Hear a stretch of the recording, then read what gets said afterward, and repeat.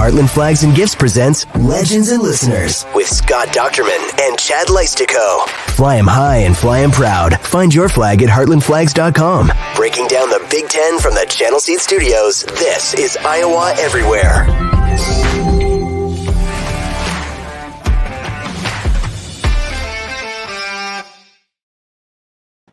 Hello, Hawkeye fans, Big Ten fans, Iowans everywhere. We're thrilled to have you stop by for episode 7 of Legends and Listeners here on the Iowa Everywhere Network. My name is Chad Leistikow. I am a sports columnist for the Des Moines Register. I cover the Iowa Hawkeyes and am grateful to be with you live from the Channel Seed Studios. Well, the Penn State game could not have gone much worse. As Kirk Ferentz said, the only highlight was the performance of Tory Taylor in Happy Valley, where punting certainly was not winning.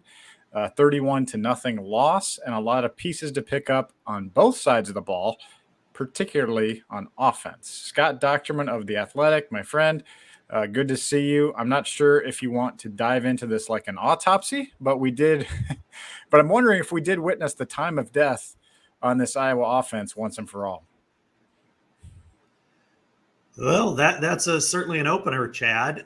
This is it might be, and it should be. And to quote Harry Carey, it is. No, it really seems to be at this point, when you look at the numbers, you've got to really stretch to wonder how this will ever work. For years, we've seen this decline in the offense, and then last year was the worst offense, and the amount of people making fun of it, and the drive for 325, and the graphics that go up, and people that literally will not cover games because they do not want to watch Iowa's offense. And then you see what happened in Unhappy Valley for the Hawkeyes, and the numbers are so gross, out of proportion. The 45-14 in time of possession with change both ways. 28-4 in first downs. To see the lopsidedness in play, 97-33, and then to ultimately look at the usage of certain players on the offense, Chad. And I'm looking at this going, you just cannot do this anymore. You can't sell this to your constituents, your fans, your ticket buyers. And so, yes, I think that unless there is some sort of a change, there will be some sort of a change ultimately.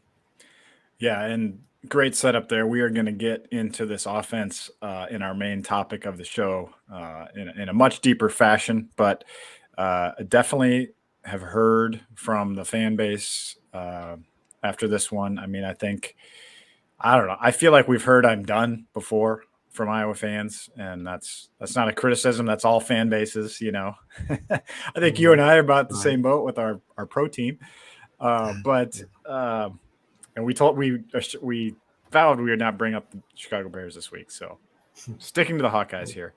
But I'm wondering, I do feel like that this is. I wrote this after the game because of how the rest of the schedule sets up.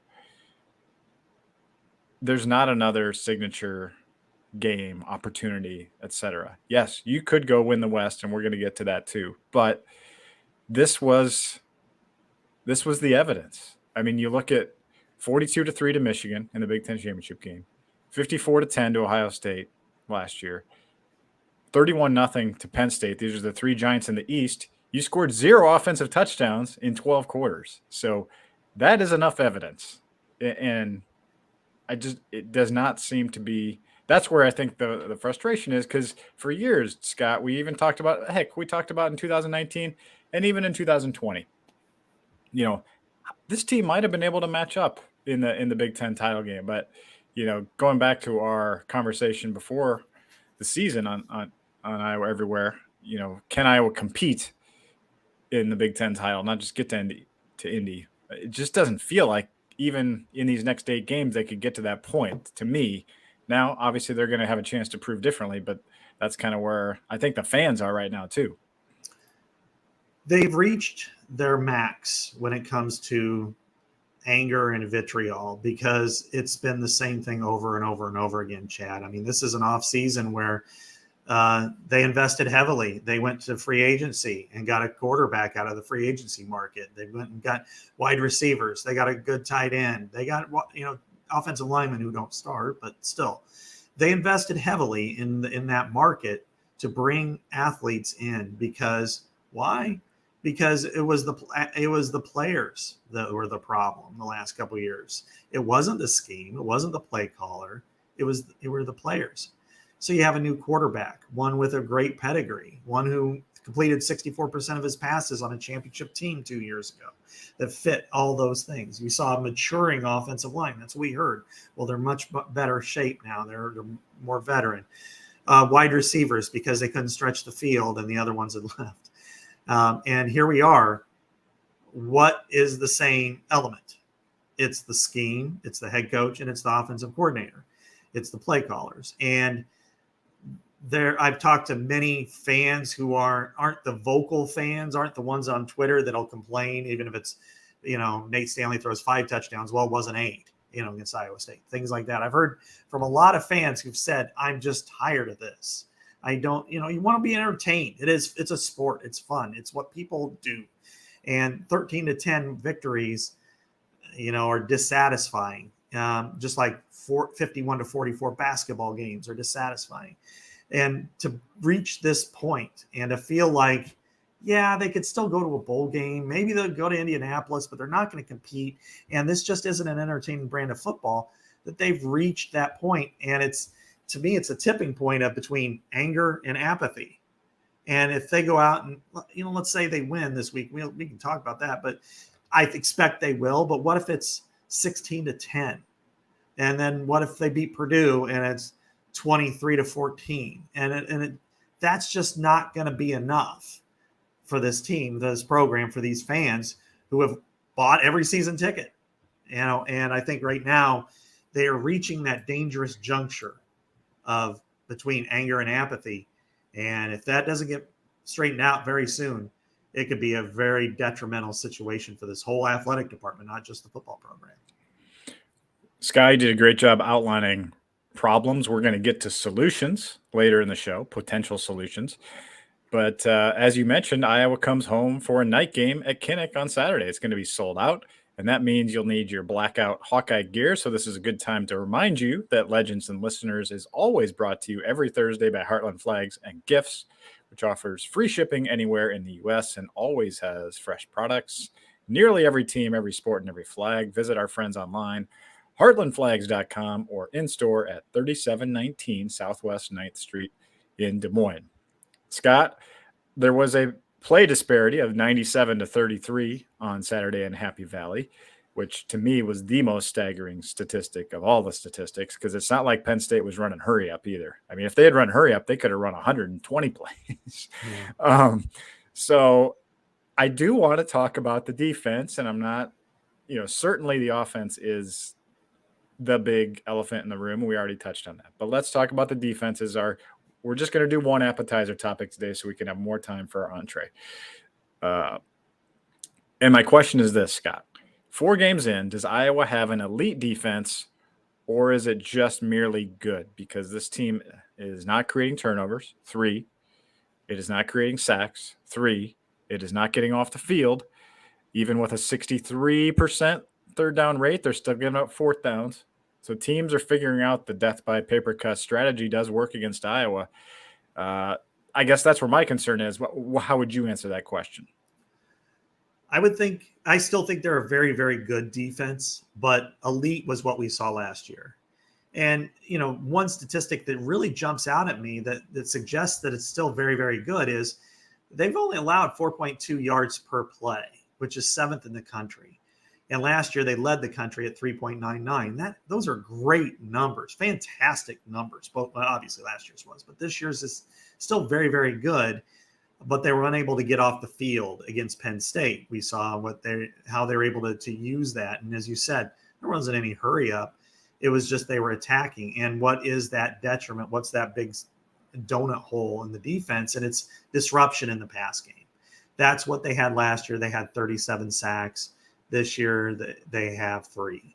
And, Lucas Van Ness was a big part of that. So John Wagner wasn't as really as disruptive as much as he was impactful in certain ways. Same thing with Noah Shannon. But they've got to find a way to get to the passer, get to the quarterback, because what it all does is when you disrupt the passing game, then that forces the offenses to be impatient. And then that's when the defense takes advantage of that, especially with interceptions and big plays in that regard. I think there's some potential for that, a lot of potential for that this week. And there wasn't last week because you're going against Joe Burrow. I like that comparison. Yeah, I like that. He's damn good. He's going to be, maybe he'll be a Bear in a few years, Chad. I don't know. But Drew Aller is fantastic. Moratorium on the Bears here. Yeah, I'm sold on him. But I'll say that there's an opportunity this week, but they haven't gotten there yet. The yards per play make me still think that this is a very good defense, but it's not elite yet. What say you?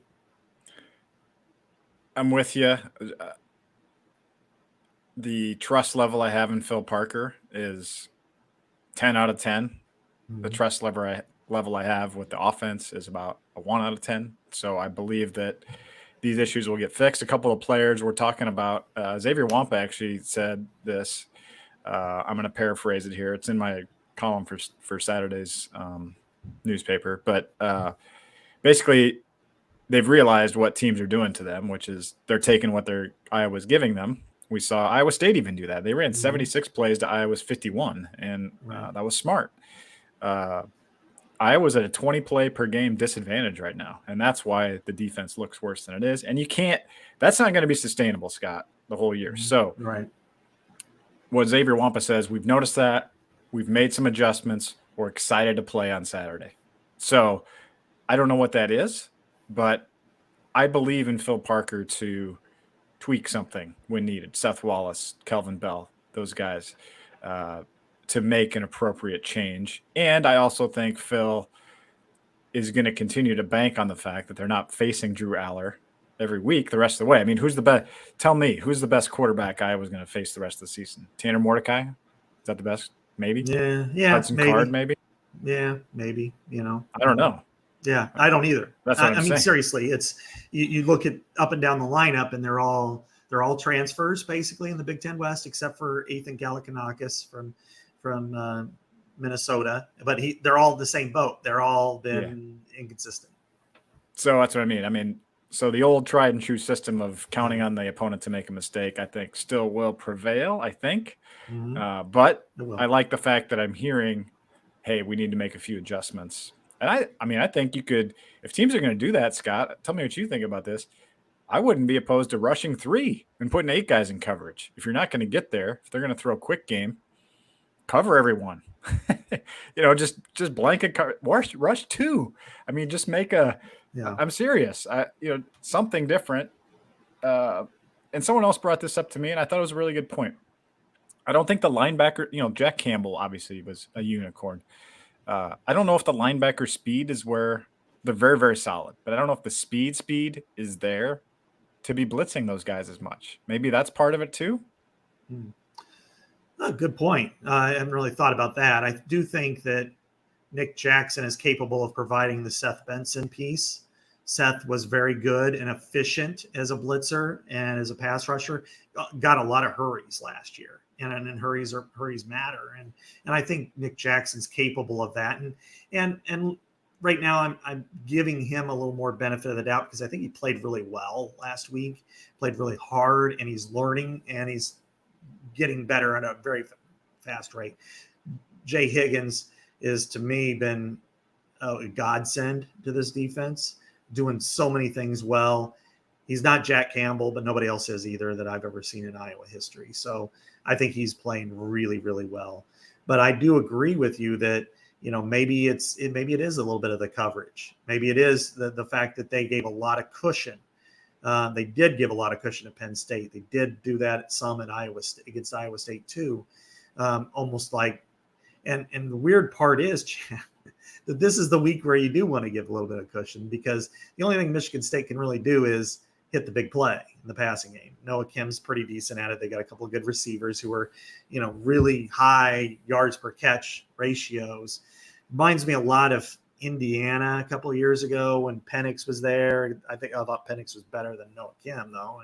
And certainly I think the receivers then were better. So I think they're capable of major disruption this week and turning this from a team that, has had 3 sacks and 3 turnovers forced in 4 games to all of a sudden it's 8 and 7 or something like that. But so I think this can be a real impactful game for Iowa. Yeah, definitely opportunity this week. I think Hudson Card is a pretty good quarterback. Is a pretty good quarterback next week. We'll see. But obviously, first things first, you got to beat the Spartans.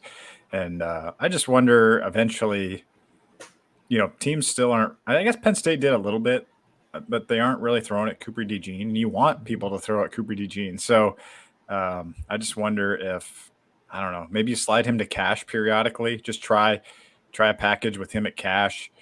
Lee and Harris at corner. Maybe you God forbid, take Wampa out of the game and put Castro at strong safety. Just to kind of, Cooper's a really good – he's good against the run. He can blitz. I feel like he could maybe make more of an impact on the game at Cash. And you feel like you've got a little bit of comfort at corner with Lee and Harris as well. I don't know if this is the week, like you said, because you don't want to give up the big play. So I don't know if this is the week, but maybe something to watch down the road. I don't know. That would be really fascinating. You know what they do now, which I think you've got a great point here, and that is now when they go to their 4-2-5 pass package, what we see a lot is we see Kyler Fisher go in the game for Nick Jackson, but maybe it's put Deshaun Lee out at corner and then move Cooper DeJean to kind of that secondary role there, and that might force some things in the passing game, make them uncomfortable. And no offense to Kyler Fisher, I think he's played okay, but I think this might be a situation where they could take advantage of their athletes. But this week might be a tough week because Deshaun Lee's played really well, but if you don't get to the quarterback, you might expose him a little bit in singular coverage. Yeah, I'm actually excited to see what kind of adjustments, if any, Phil Parker makes, because he did kind of reference that as well. I noticed that when we had him on the Zoom yesterday, there was a little inkling that there might be some changes, just little changes coming up. Anyway, Iowa still, Scott, after all this, is still plus 125 to win the West Division, which is barely less than even money. And speaking of odds, I want to remind folks that Circa Sports is the exclusive sports betting app of Iowa Everywhere. Circa Sports is betting the way it should be, with the highest limits, lowest holds, and best odds. Download the app today at the App Store, circasports.com. Scott, we got more NFC North tonight. Packers-Lions. It's Van Ness versus Laporta and Campbell, like the rookie bowl of Hawkeyes. So you got to tune in on Amazon Prime. Circa has the Lions by 2.5. I'm going to go the other way. I like the Packers at home tonight in Lambeau. I don't. I know you're a closet Lions fan over there. I know that. Yeah, I'm starting to take the mistress out on dates the way the Bears have been playing. All right, let's get to the main. On that note, let's get to the main topic, Scott, which is the offense, obviously. But we itemized all the glaring problems in Happy Valley, so let's just dig right in. What can be fixed right now with the Iowa offense? We'll get into maybe, future fixes if time. But right now, 8 games left. What can Iowa do to fix this offense? Where would you start, Scott? I would start with targets to wide receivers. I think you've got to get them more involved. That's the one way where you can start to build confidence, which is a quick game involving your wide receivers. It could be one-step throw. It could be slants. It could be hitches. It could be anything to get the ball in their hands, even if that's only a 1 or 2 yard reception, and that's it. Chad, they've touched the ball. They've caught 14 passes. They've been targeted 35 times. This is an offense that is last in by a long stretch in targeting your wide receivers. And you go to the portal and you bring them here and you tell them, hey, this is an opportunity, and you're not getting opportunities. You've got to put the ball in their hands. Is that the magic elixir fix? No, but I think it's something that it's like sweet and low. it brings a little bit better flavor to the offense. So I don't know. That's where I would start, Chad. What about you? We both, great minds think alike, right? We both wrote about that this week. Didn't even talk about that. That's just but it's just so glaring. You almost had to in a way. And you just, 2 catches against Penn State. And one of them was from Deacon Hill on the last drive to Deontay Vines. So really just one catch for a wide receiver. I've been pleased with Seth Anderson, what I've seen from him. He's gotten the most snaps of all the receivers. So you can, you can tell that Iowa coaches like him too. And I just don't understand why they can't get the ball out wide to those guys. I mean, heck, Northwestern, Scott, had a receiver that I've never heard of get 215 yards receiving against the Gophers the other night. I mean, what I don't understand, and I know I'm not in solutions, is why it's so hard. Why is it so hard to do this? This is another wild stat on that topic. That's where I would start too, Scott. I think there's got to be a concerted effort, just like there was after the Noah Fant hubbub in 2018. The week after the Fant stuff really hit the fan, he was on the field for 24 of Iowa's first 25 plays at Illinois the next week, and Iowa won 63-0. That was a change. Make it a concerted effort. Go to these guys. Iowa wide receivers have not led the team in yards, Scott, in any of the last 9 games. Tight ends, they have had less receiving yards than tight ends in all 9 of those games. That you'd have to go back to the Northwestern win last year, which is the best the offense looked. Hey, no, how about that correlation? That's the best the offense has looked in the last 2 years, probably against Northwestern last year. Receivers actually had some, I think, 10 catches in that game, or maybe 11. So yeah, I would start there. I've got some other stuff on my list, but maybe some more. I think I would just commit to more 11 personnel. I like Nico in the slot. I like Seth Anderson out wide. I like Deontay Vines out wide. I feel like I know they love 13 and 12 personnel, but you don't have Luke Lachey anymore. Do you want, all due respect to Steve Stylianos and Addison Ostrenga, but are they really going to move the ball down the field quickly? I'd go more 11 personnel, and I feel like Iowa runs better out of 11 personnel half the time anyway. What do you think? For sure. I mean, 76 of their plays have included at least 2 tight ends on the field, and they've gone, 13 and 14, which is, when you think about it, is just crazy when I keep all those numbers myself, and they were at almost 62% when Hawkinson and Fant were there. So you're 15% more of your offense when you don't even have 2 first-round picks, and as good as Lachey and all are, they're not quite first rounders. So I'm really baffled as to why lean in that hard with those players all the time. And so, yes, I think that's, only 57 plays, not even, barely 14 a game include 3 wide receiver sets.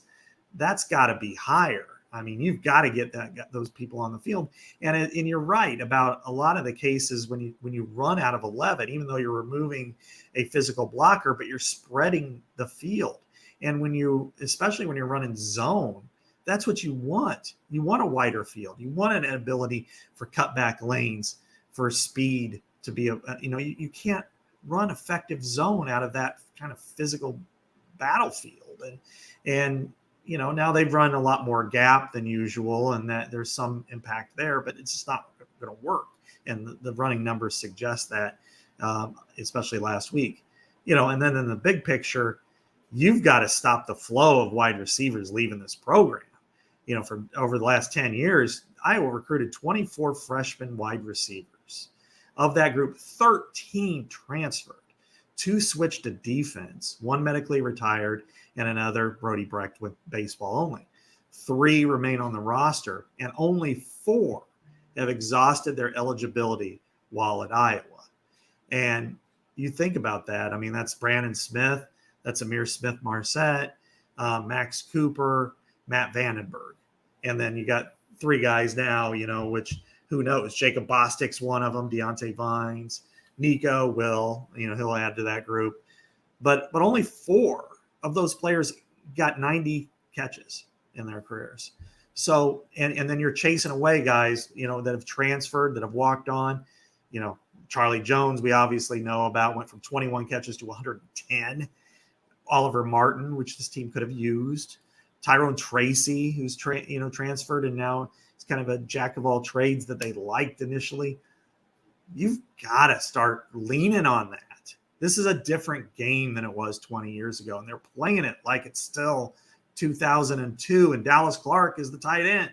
He's 44 years old. It's time to start thinking ahead. It's the 20s, not the 1920s, the 2020s.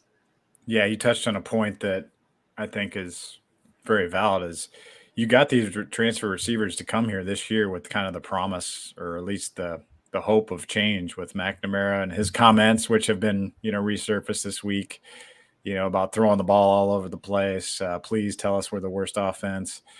Now, I mean, how do you get receivers to come here after this? You got Caleb Brown, you got Seth Anderson here. Now do something with them. I feel I kind of understand that you can tell that he's not quite up to speed like Seth Anderson is.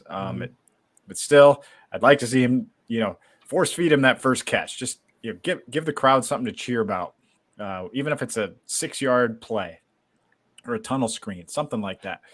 I want to give credit to our friend Tom Kakert. He had Chuck Long on his podcast this week, and Chuck said something really interesting that I wanted to get your thoughts on, and at least just throw out there into the public. When Chuck was an offensive coordinator at Oklahoma, they went into an Oklahoma-Texas game, like big game. And Kevin Wilson was the co-offensive coordinator, I believe, at the time. And they stole a draw play from somebody, West Virginia, I think he said, that they had never run before that week in practice.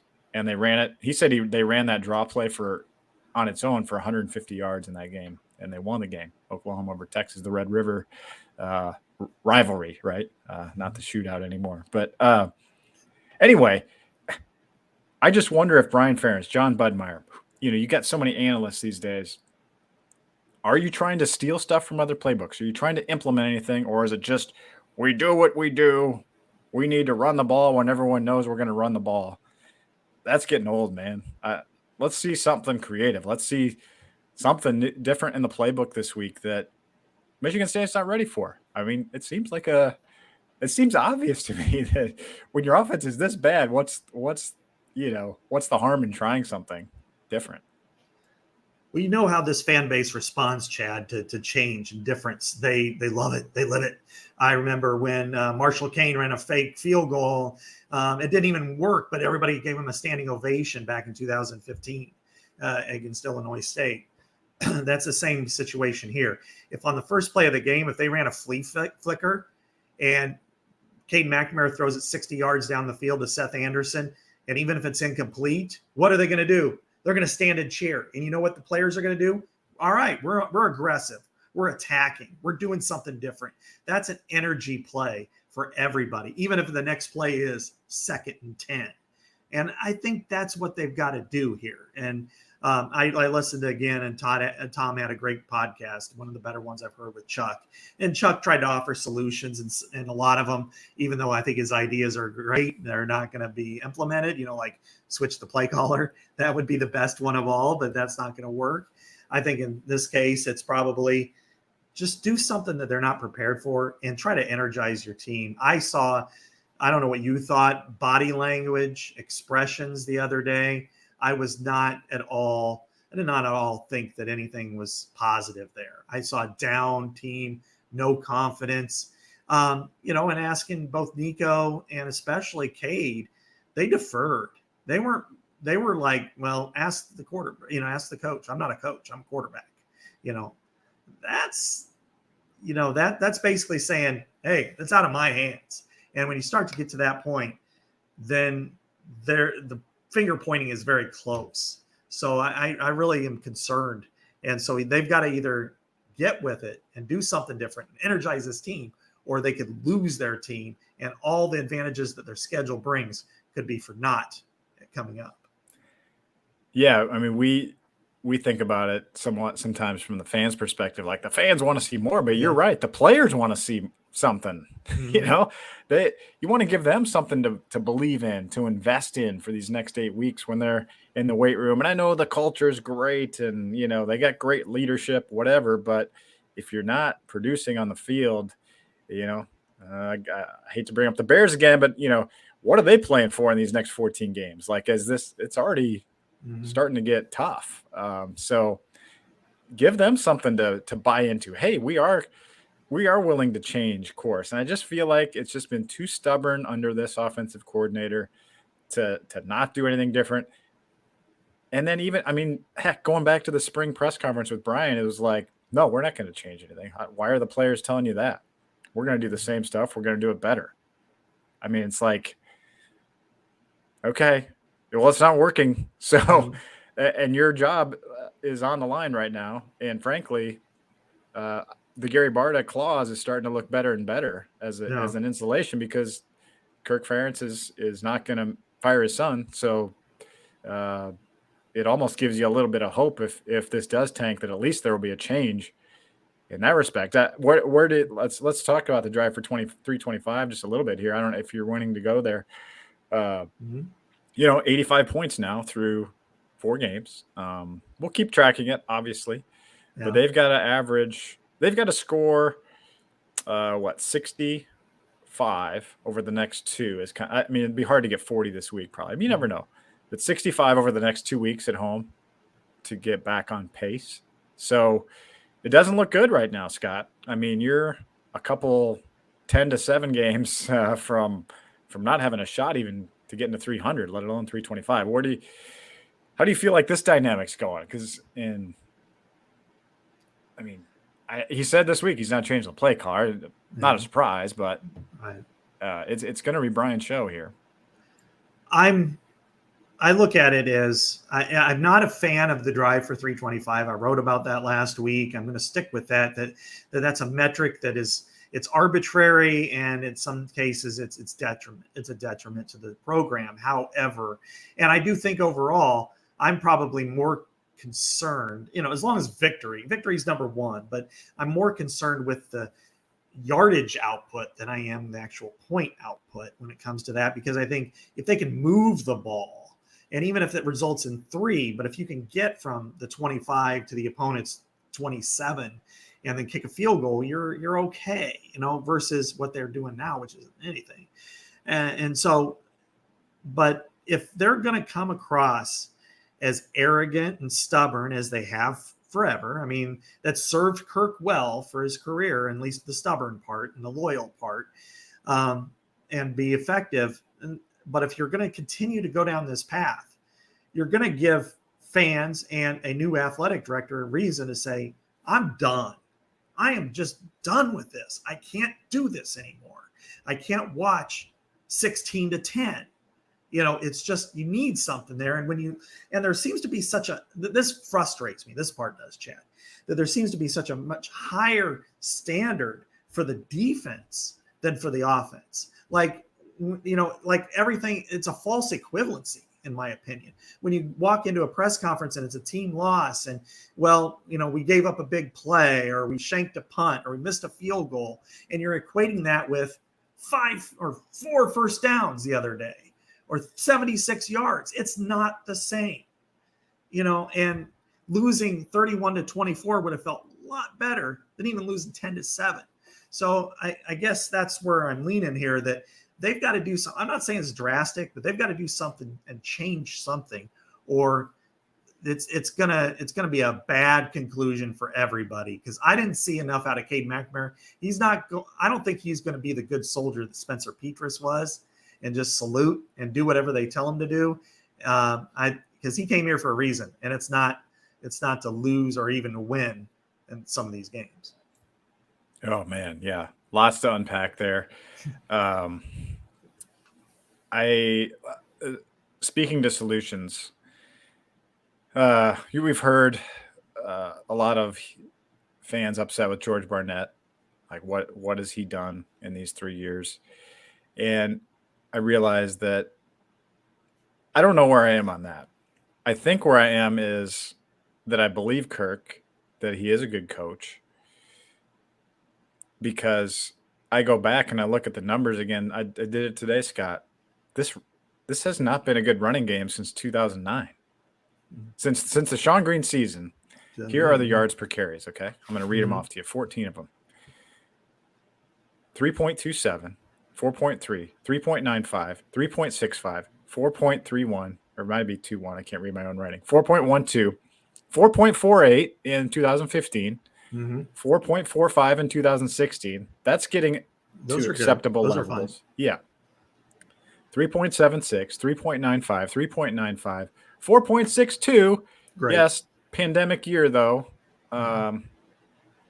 Odd year. You had Tyler Linderbaum, you had Alaric Jackson. 3.41 in 21, 2.92 last year, and you're in the threes again this year. So it's not George Barnett, and it's not post Chris Doyle, which everyone wants to talk about too. Ray Braithwaite is a great strength coach. Yeah. They're setting weightlifting records. It is, to me, it's scheme. It's scheme. It's the whole offense. It's Kirk Ferentz. It's Kirk Ferentz's offense. That's 3 coordinators I just spanned there. This running game has not really been good. I mean, the offensive ranks are like 90 plus in yards per carry each year. I mean, they pride themselves on being a running team and a run first team. It's just not reality. So that's why I think I don't have any hope that this offense, even if it gets incrementally better the rest of the year, that it's fixed. I look at it the same way, Chad, and that is, anything to me in the way that they run, if it's at 4.2 or higher, it's not bad. It's actually pretty good. And if you get to 4.5, it's actually really good.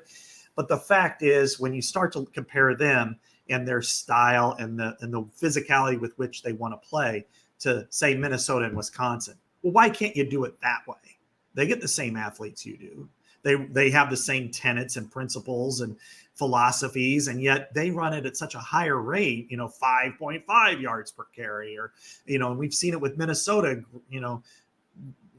act like a Zamboni on teams like last year against Iowa or all the Wisconsin teams from the past. Why can't Iowa do it that way? And why, and even more so, why can't you see that you're not doing it that way?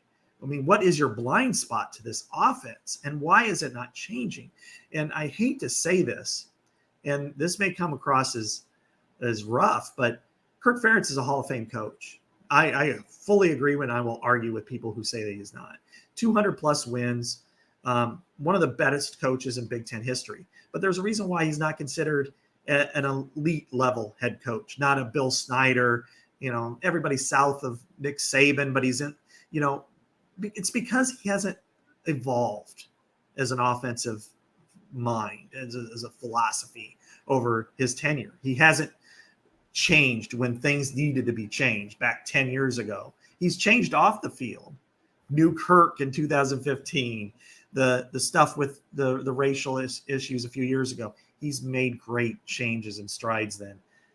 But on the field, his offensive product has stayed the stale same for 20 plus years. And that's why you make Iowa a bigger laughingstock than the bad teams in college football. Yeah. Sorry, I mean, it's week 4 and it does not feel good. But I feel like all these are great topics. I feel like you got to see wide receiver targets this week. You got to see something to get excited about this week. As you said, that's kind of what I'm looking for on Saturday. I know we got to wind down here, but here's a question that someone in my last thing on the offense, someone in my text group asked me this, and I don't know how to answer it. So I'm going to lean on you here, Scott. Because it's a sold out crowd on Saturday night. He asked me this: how should fans who want to continue to show up and support the players properly show their frustration with Kirk and Bryant? Because when they boo,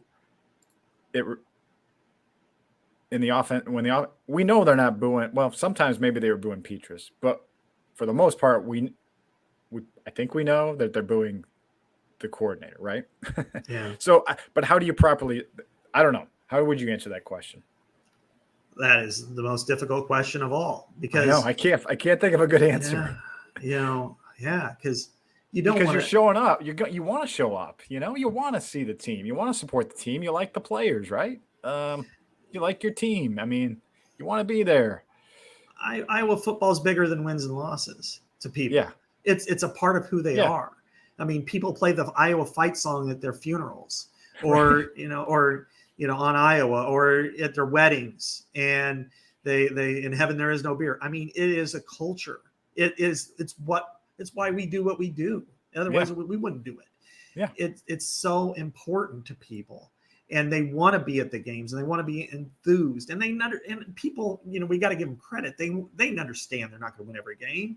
They understand they're not going to play well in every game, but there's a frustration.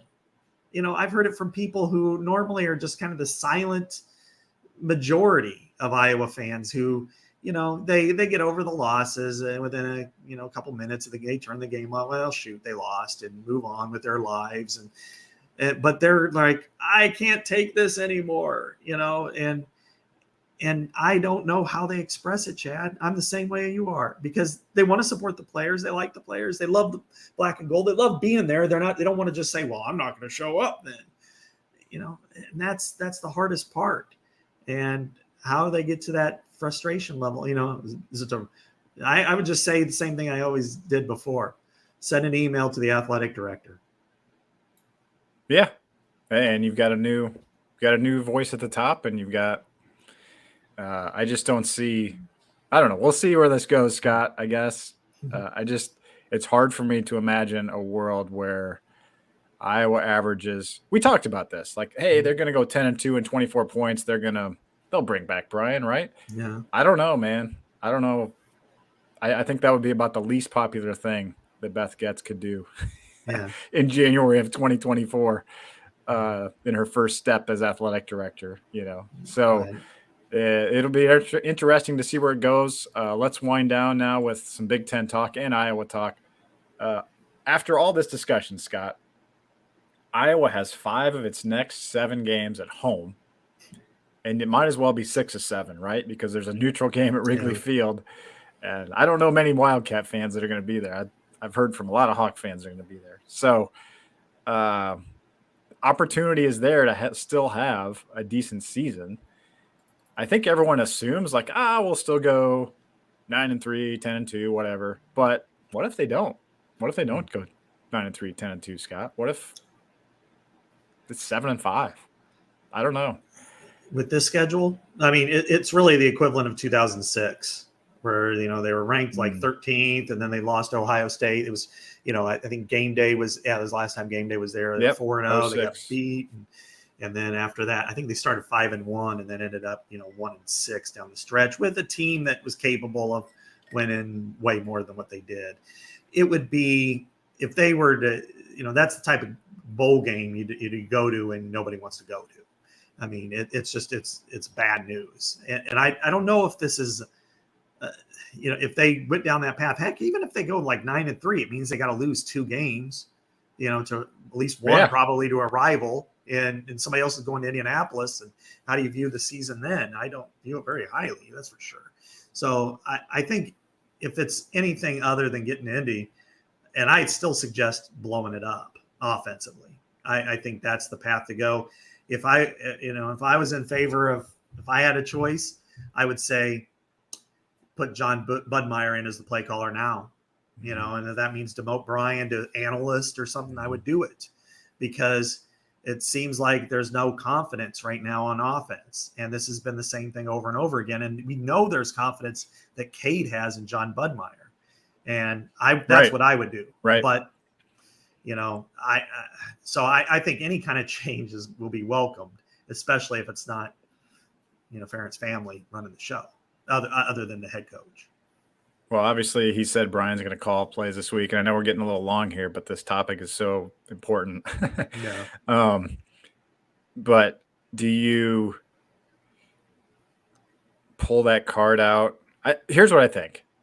You've got 2 weeks at home here against beatable teams. See where it goes. And then you've got the big stage game. That's going to basically, we think, probably decide the West Division. It's up there. You don't usually play well up there. And your offensive coordinator's not had good games up there. Mm-hmm. And if you get beat, and especially beat soundly by a Wisconsin offense that just went and evolved and brought in a brand new coordinator and changed its style completely, if you get beat by them by 10, 14 points and you look bad up there, I think there's no recovering for Brian Ferentz at that point. And I think that's the point where you change the play call. You make the change then. I mean, are you just going to ride this out? Yeah. I don't know. I know I'm getting ahead of myself, but I think that's the game, especially if those optics are there. Mm-hmm. Where Wisconsin changed, you didn't. Yeah. And you guys got killed, and you lost the West. Yeah, so absolutely. We'll I know we're getting a little long in the tooth here, but I'll say this: both our perspectives are pretty comparable on things. We're not real knee jerk, fire the coach after one bad performance, that sort of thing when it comes to this. And but at this point, when you see all the evolution and lack thereof of this offense over the years and the commonalities, especially over the last 3+ years, and you're still coming back to, we're not going to change. Well, you changed the quarterback. And why did he come? Well, he had a relationship with John Budmeier, and then you bring in wide receivers and they were excited to be here. And they went to California and had this great passing session out there with Jordan Palmer and TJ Hushmanzada, and they felt really good and connected. And to see the body language and the look of defeat this week from some of those players, then it's like, you've got to do something as an offensive coordinator to make it fun again, energize it, get on the same page, whatever it is, do it. Because if you don't, the season's lost and you will irreversibly impact your legacy, in my opinion. Yeah. And, we know Brian Ferentz is pretty stubborn, stuck, mostly set in his ways. But, he does have a humility, humble side to him. I feel like he does have that. We'll see if he's willing to make significant changes and admit that things have not gone well. So to me, that's what makes Saturday such a fascinating game, because you've got a opponent limping in here. I know we didn't talk about the matchup much in so many ways as a program, and you beat them 49-7 with your backs against the wall 3 years ago. Same basic coach, right. So go do it again, have some fun, blow them out, and maybe you make people feel better. But if not, oh boy. Yeah. God forbid if they lose this week. My gosh. I mean, I think when you look at this and you have a wounded opponent, first game on the road, they've lost 2 games by a total of 72-16. Their coach officially got fired yesterday. This is dead team walking, and you could put them out really early in this game. And it would not surprise me at all if this is, again, a 5-sack, 4-turnover game for the defense, pick 6. They win like they did the last time they played them, 41-7 or something like that. But I would hope that if that's the case, that nobody feels the need to spike the football in our face on Saturday night, because you've got a lot of season left. They could do that this week, maybe even win decisively next week, and then go to Madison, as you said, and go, and 27-7 loss like they did last time too. Yeah, I picked 28-13 Iowa. What do you have? I haven't gone officially yet. Okay. I'm going to go 31-13. Let's just say that. Okay. We're in the same boat here. Iowa covers and goes over the total. So, all right. Well, thanks, Scott. Thank you all out there for sticking with us for the long episode. Next week, crossover season, Iowa Basketball Media Days, men on Monday, women on Wednesday, ahead of our next show. So we should have plenty to talk about next week as well, Scott. I'll see you Saturday. Yeah, looking forward to it, Chad. All right, for Scott Dochterman, this is Chad Leistikow. Join us again next Thursday at 11 a.m. from the Channel Seed Studios. We'll talk to you then here on Iowa Everywhere.